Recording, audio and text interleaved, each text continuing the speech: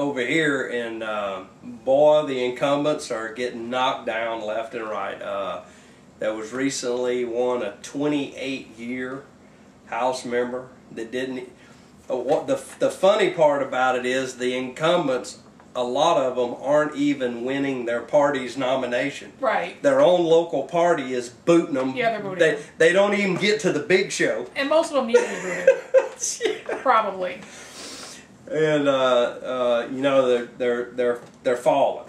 Well, they've got it coming from both sides. I mean, if you just take this terrible health care bill, this disaster train wreck of a health care quote-unquote reform bill that we just got passed, not only did they manage to irritate the right wing with what they did, but they made you mad too. But they made what you would call the far left, and a lot of people would just call regular old normal liberals.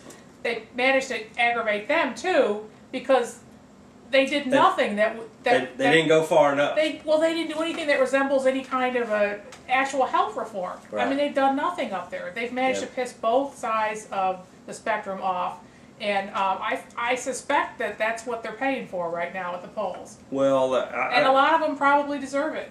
Well, you know, look, I'll say it again. You know, the argument of everybody else's congressman should go except for mine. People need to put that up. You know, if there's a compelling reason, if there is a single compelling reason to put anybody back in office that's in today, I'd like to know what it is. Yeah. I just don't think there is a compelling reason. Well, what they've done with this health care measure is they've managed to not represent anybody who's a constituent. Right. Nope, except of course for the health insurance industry. That was the only constituent that was represented in that reform bill. I mean, let's look at history and let's look at the quick numbers. And folks, we're talking about the federal government now. Okay, you've all probably seen on TV in Greece. They're out in the streets protesting and throwing fire bombs because you're not giving me what I want anymore. In Greece, 115%. It takes, excuse me, 115% of the gross national product to pay the debt service that they're sitting on right now. Right, and a lot of that's corruption in Greece. In the United States of America, we are at 80% right now. As we speak today, we're at 80% right now. And we have a health care bill coming that if this health care bill is allowed to sit there, we're over the top. You know, and we will get to the point where we are spending more than we have coming in. We can't even make our house notes. And, you know, it's a bad place to be. They'll print more money. Well, look, it's one of the things, and there have been a couple commissioners, and let me hop back to Santa Rosa County here, Tom Stewart and John Broxton. You know, they both looked at me like I was crazy when I went up there and I said, you're going to collect $36 million worth of property taxes this year, but your payroll is $31 million. You know? And they looked at me like I was nuts. And 3 years later, I ran the numbers again, and we were going to take in $58 million, and payroll was $52 million.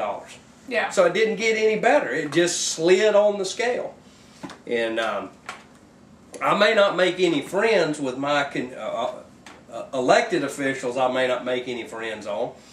But I'm going to continue to give the speech of live within your means. You can't keep expanding it just because you have more money. We have enough people to manage our county.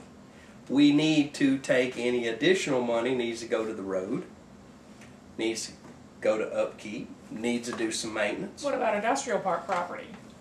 Well, and folks, you know, and I open the door for Deborah, and I'm going to jump right in there with her.